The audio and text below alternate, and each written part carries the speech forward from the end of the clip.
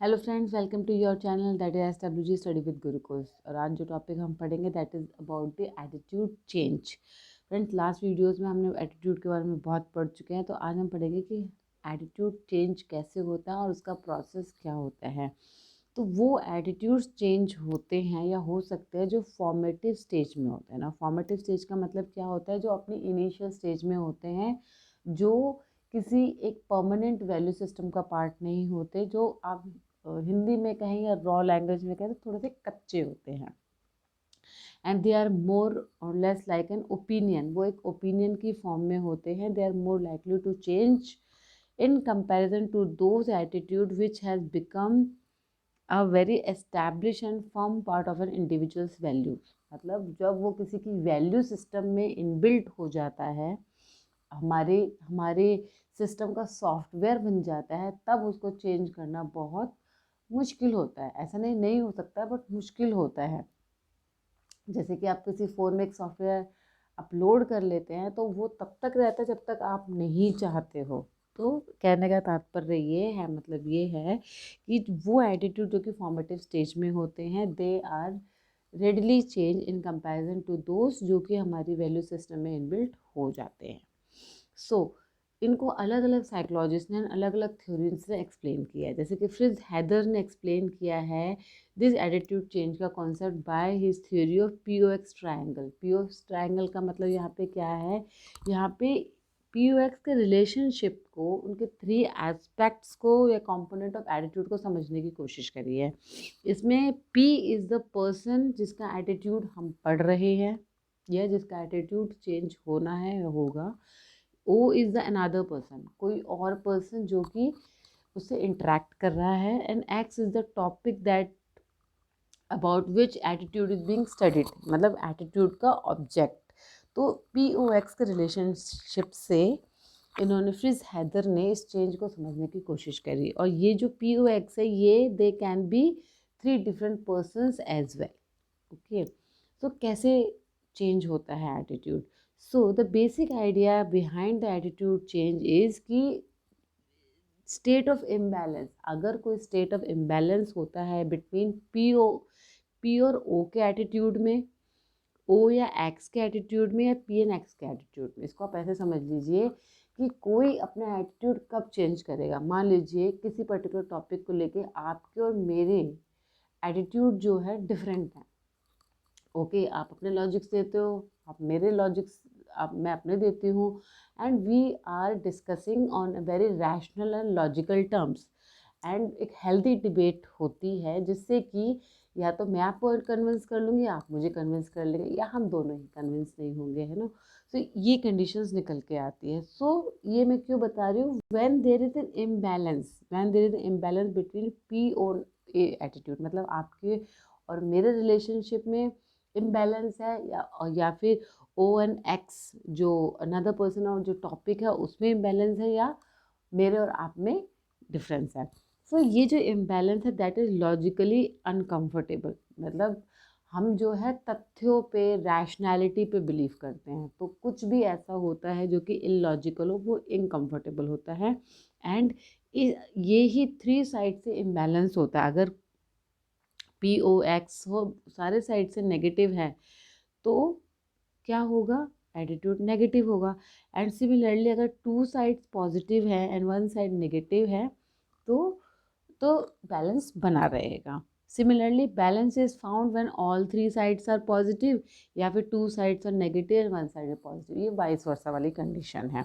तो फ्रिज हैदर ने इस एटीट्यूड चेंज को ऐसे एक्सप्लेन किया है कि जब इम्बैलेंस होता है पी ओ एक्स में, तब जाके जो है एटीट्यूड चेंज होता है with when the logics become uncomfortable. Okay, फिर हम जो लॉजिकल और रैशनैलिटी के टर्म्स में सोच के हम जो एटीट्यूड चेंज करते हैं। Next theory which is given for attitude change is cognitive dissonance. ना कॉग्निटिव डिसोनेंस का यहाँ पे क्या मतलब है? Cognitive dissonance means, and it was given by the Leon Festinger. He emphasizes on the cognitive component. Cognitive component हमारे mental processes, हमारे मस्तिष्क की जो शक्तियाँ हैं उसका यहाँ पे रोल प्ले है। So cognitive component of attitude must be constant मतलब हमारे जो सोचने की दायरा है वो कांस्टेंट रहना चाहिए, सिमिलर रहना चाहिए, ताकि हमारा एटीट्यूड चेंज ना हो।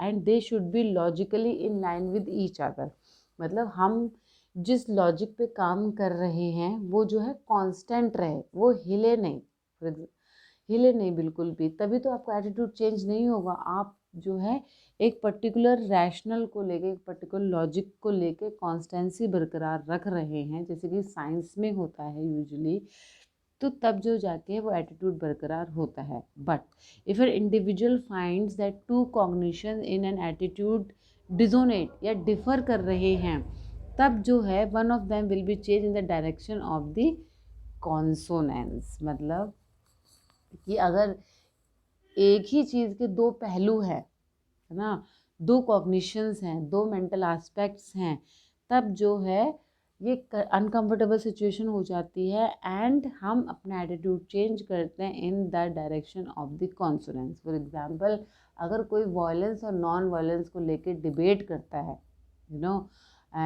डिबेट करते हैं, एंड हमारा जो डायरेक्शन का सोर्स, अगर हम मानते हैं कि नॉन वायलेंस में बिलीव करते हैं, बट हमारा जो कार्य है, हम जो करते हैं, बोलते हैं, दैट इज़ ऑफ वायलेंस, तो ये जो है बिल्कुल ऑपोजिट डायरेक्शन में जा रहा है। सो जब ये कॉन्स्टेंस रहना चाहिए, मतलब हम जो नॉन वायलेंस से बिलीव करते हैं, तो हमारा कार्यशैली और जो बोलने का हमारा है तरीका या भाषा, वो भी उस तरीके के साथ हमारा अलाइन होना चाहिए, उसी डायरेक्शन में होना चाहिए, तभी तो दोनों कॉग्निशंस जो इस एटीट्यूड में मिलेंगे। और अगर ये नहीं मिलते हैं देन एटीट्यूड चेंजेस। बहुत अच्छा सा एग्जाम्पल है हिपोक्रेसी। हिपोक्रेसी कहते हैं ना कि अपने लिए तो कुछ और मापदंड होते हैं और दूसरों के लिए कुछ और, मतलब कि फॉर एग्जाम्पल कहा जाता है ना कि बेटी करे तो ठीक बट बहू करे तो गलत। That is the kind of the hypocrisy. एक छोटा सा example they so that you can understand the concept of the cognitive dissonance.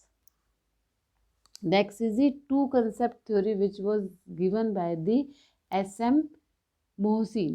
S.M. Mohsin ने ये कंसेप्ट दिया था। उनका कहना था कि जो एटीट्यूड है वो 2 स्टेप्स में चेंज होता है। One is the target of change. Target of change कौन होता है? जिसका एटीट्यूड चेंज होना होता है, मतलब मैं कोई भी, वो उसको बोलते हैं यहाँ पे टारगेट ऑफ चेंज रेफर किया गया है। जब टारगेट, पहले स्टेप में क्या होता है कि जो टारगेट ऑफ चेंज है वो अपने आप को आइडेंटिफाई करता है किसी सोर्स के साथ जिसने उसको इन्फ्लुएंस किया हो। जैसे फॉर एग्जांपल मैं बहुत एडमायर करती हूँ, मान लीजिए महात्मा गांधी से मैं बहुत इंस्पायर्ड हूँ। नॉन वायलेंस का जो मेरे लिए सोर्स है, आपके मेरे लिए सबके लिए भी खैर वही है, तो सोर्स है। तो अगर मान लीजिए कि महात्मा गांधी ही अपना सिनेरियो चेंज कर लेते हैं, मतलब अपनी आइडियोलॉजी चेंज कर लेते हैं ना, नॉन वायलेंस से वायलेंस पे चले जाते हैं, तो पहला तो है कि मैंने अपने आप को आइडेंटिफाई किया है सोर्स के साथ, किसके साथ? महात्मा गांधी के साथ। So identification means that the target and the source have mutual regard and attraction. इसको आप ऐसे समझ लीजिए, जैसे आप अपने फादर को बहुत एडमायर करते हैं ना, आप आइडेंटिफाई करते हो, आपको म्यूचुअल रिगार्ड अट्रैक्शन है, तो जो भी आपकी जो क्वालिटी है उनकी, आप एक जो एटीट्यूड वो कैरी करते हैं कुछ पर्टिकुलर चीज़ को लेके, आप भी वो कैरी करते हो। तो सेकंड स्टेप में क्या होता है कि पहले स्टेप में तो आइडेंटिफिकेशन हो गया विद द सोर्स। अब क्या होता है सेकंड स्टेप में कि जो सोर्स है ही हिमसेल्फ और herself shows an attitude change. अब मान लीजिए ऑल ऑफ सडन आपके फादर ने ही कोई एटीट्यूड चेंज कर लिया about a particular thing, about a political party और एनीथिंग, कुछ भी हो सकता है वो, तो आपका एटीट्यूड भी ऑटोमेटिकली चेंज हो जाएगा। हाउ? ऑब्जर्वेशन के थ्रू से। इसको क्या कहते हैं? वी से इट काइंड ऑफ है इमिटेशन एंड ऑब्जर्वेशनल लर्निंग, जो आप में सब फेस करते हैं एंड करते भी हैं। सो इसको कहते हैं 2 स्टेप प्रोसेस। मतलब पहले तो हम एज अ टारगेट आइडेंटिफाई करते हैं सोर्स के साथ, एंड सेकंड स्टेप में क्या होता है, सोर्स जो है अपना जो है एटीट्यूड चेंज कर लेता है, जिसकी वजह से हम जो है अपना एटीट्यूड चेंज कर लेते हैं। तो this is the 2 concept theory given by the S.M. Mohsin. Now इस एटीट्यूड के करेक्टरिस्टिक्स मैंने लास्ट वीडियो में डिस्कस किए थे। तो जो एग्जिस्टिंग एटीट्यूड है वो क्या रोल प्ले करता है एटीट्यूड चेंज करने में। जैसे कि हमने 4 प्रॉपर्टीज़ पढ़ी थी, बैलेंस, एक्सट्रीमनेस, सिंप्लिसिटी, कॉम्प्लेक्सिटी, सेंट्रलिटी। ये जो करेक्टरिस्टिक एटीट्यूड के, ये ही डिटरमाइन करते हैं कि हमारा एटीट्यूड चेंज कैसे होगा और कैसे इजीली होगा। एग्जाम्पल, जो पॉजिटिव और लेस एक्सट्रीम हमारे एटीट्यूड्स होते हैं, इतने स्ट्रॉन्ग नहीं होते, इतने इम्पोर्टेंट नहीं होते, इतने सिंपल होते हैं, इतने हमारे कोर वैल्यूज़ का सेंट्रल पार्ट नहीं होते, तो वो इजीली चेंज हो जाते हैं। फॉर एग्जांपल, कोई ऐसा एटीट्यूड है जो आपने 1 वीक पहले ही बनाया है, क्योंकि आपके फ्रेंड्स के डिस्कशन हुआ, उसने बोला फलाना फलाना पॉलिटिकल पार्टी बहुत अच्छी है, आप उन्होंने ये गिनवाए, तो आपको लगा हाँ हाँ ये ठीक है। But all of the sudden क्या हुआ, आपने दूसरे फ्रेंड से इंटरेक्शन किया, उसने अपने लॉजिक्स और रैशनल्स रखे उस पार्टी के बारे में, आपको ओहो ये तो ठीक नहीं है। सो जितना पॉजिटिव और जितने लेस एक्सट्रीम होगा वो उतना जल्दी से चेंज हो जाएगा। सिमिलरली वाइस वर्सा, अगर आपका कोई एटीट्यूड बहुत स्ट्रॉन्ग है, आपकी वैल्यूज़ उस पर है डिफाइंड, तो वो डिफ़िकल्ट होगा चेंज होने में। Similarly direction and extent of the attitude, it also matters कि कैसे एटीट्यूड चेंज होगा। फॉर एग्जाम्पल, कॉन्ग्रेंसी एंड इनकॉन्ग्रेंसी यहाँ पे रोल प्ले करती है। कॉन्ग्रेंसी मीन्स अगर सेम डायरेक्शन में है कोई एग्जिस्टिंग एटीट्यूड, सेम डायरेक्शन में, मतलब आपका ऑलरेडी एक अच्छा एटीट्यूड है किसी पॉलिटिकल पार्टी को लेकर, और आपकी जिससे इंट्रैक्शन हुई है वो कह रहा है कि उसने और अच्छे उसके गुण गिरा दिए, तो आपका और चेंज हो जाएगा और पॉजिटिव हो जाएगा, मतलब in the same direction. But किसी ने इनकॉन्ग्रेंट या ऑपोजिट डायरेक्शन में आपको ओपिनियन दे दी, जैसे ये पॉलिटिकल पार्टी अच्छी नहीं है, ये गंदी है, ये है, वो है, तो दैट इज द इनकॉन्ग्रेंट, और you should say opposite direction. So it is also matters कि किस डायरेक्शन में आपको इन्फॉर्मेशन मिल रही है, जिसकी वजह से आप जो है एक एटीट्यूड बनाएंगे डिपेंडिंग ऑन दैट डायरेक्शन।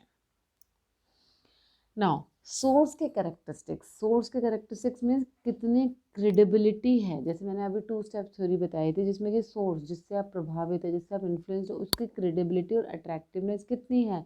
अगर जो आपका सोर्स है वो हाईली क्रेडिबल है, तो इट्स मोर लाइकली आप एटीट्यूड चेंज कर देंगे। फॉर एग्जांपल, किसी न्यूज़पेपर में, बहुत से न्यूज़पेपर में जो वेल रिनोन्ड है, अगर उसमें कुछ इवेंट्स प्रिंटेड आते तो आप उस पर बिलीव करते हो। रादर दैन कोई लोकल न्यूज़पेपर आता है तो जिसकी क्रेडिबिलिटी लो है, आप उस पर बिलीव नहीं करते हो, राइट। सिमिलरली टारगेट करेक्टरिस्टिक मतलब हमारे करेक्टरिस्टिक्स कैसे हैं, हमारी क्वालिटीज़ कैसी हैं, हम कितने ओपन हैं, फ्लेक्सिबल है about assimilating the new information, हमारे खुद के प्रेजुडिसेस क्या है, हमारी सेल्फ एस्टीम क्या है, whether we are ready to change और नॉट, हमारी बड़ी स्टिफ पर्सनैलिटी है क्या है। तो ये सब आते हैं टारगेट करेक्टरिस्टिक्स में, जो कि मैटर करते हैं in the attitude change. Next is the message characteristics, कि मैसेज जो दिया जा रहा है उसके करेक्टरिस्टिक क्या है, whether the information is just enough, मतलब जस्ट इनफ के मतलब ना ज़्यादा हो ना कम हो, बैलेंस्ड हो, ताकि इससे कोई बायस ना हो जाए।